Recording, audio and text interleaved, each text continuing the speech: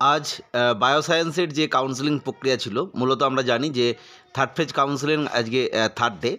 সেই থার্ড ডেতে মূলত যে কাউন্সেলিংটা ছিল সেটা যে বায়োসায়েন্সের বেঙ্গলি মিডিয়াম, হিন্দি মিডিয়াম এবং উর্দু মিডিয়াম।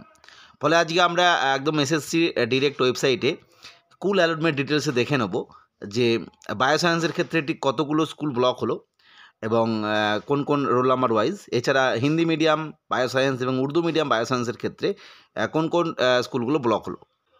আমরা প্রথমেই ডেট হিসাবে একদম ফেজ 3 30শে জানুয়ারি আজকে ডেট চুজ করেছি। সাবজেক্ট বায়োসায়েন্স এবং মিডিয়াম হিসেবে বেঙ্গলি চয়েস করার পর সাবমিট করার পর আমরা দেখতে পাবো যে আজকের দিনে এই বায়োসায়েন্সের ক্ষেত্রে মানে বেঙ্গলি মিডিয়ামের ক্ষেত্রে ঠিক কতগুলো স্কুল ব্লক হচ্ছে। এরপরে আমরা সরাসরি অফিসিয়াল ওয়েবসাইটের যেখানে নেক্সট পেজ যেখানে দেখতেই পাচ্ছ ডেট অফ কাউন্সেলিং আজকের ডেট, সাবজেক্ট বায়োসায়েন্স এবং মিডিয়াম হিসেবে দেওয়া হয়েছে বেঙ্গলি মিডিয়াম। অর্থাৎ বেঙ্গলি মিডিয়ামের ক্ষেত্রে আমরা দেখতে পাচ্ছি যে আজকের দিনের জন্য কোন ভ্যাকেন্সি কোডে কোন কোন রোল নাম্বার নিয়েছে, অর্থাৎ কোন ক্যান্ডিডেট কোন কোন স্কুল চয়েস করেছে সেটা কিন্তু পরপর এখানে দেখাচ্ছে। ফলে যারা তোমরা পরবর্তী ক্ষেত্রে ফোর্থ ফেজ কাউন্সেলিংয়ে চান্স পাবে বলে ভাবছো তারা কিন্তু দেখে নেবে যে এই ভ্যাকেন্সি কোডগুলো কিন্তু ব্লক হয়ে গেল। ফলে আমরা দেখতেই পাচ্ছি এখানে টোটাল 14টা যে সিরিয়াল রয়েছে সেই অনুযায়ী টোটাল 56টা অর্থাৎ 56টি স্কুল কিন্তু আজকে ব্লক হয়েছে, অর্থাৎ 56 জন কিন্তু কাউন্সেলিং প্রক্রিয়ায় অংশগ্রহণ করেছে।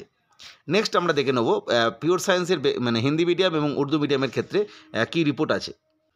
উর্দু মিডিয়ামের ক্ষেত্রে দেখতেই পাচ্ছি নো রেকর্ডস ফাউন্ড, অর্থাৎ কিন্তু এখানে কোনো ব্লক হয়নি সেটাই দেখাচ্ছে। নেক্সট আমরা হিন্দি মিডিয়ামটা দেখব।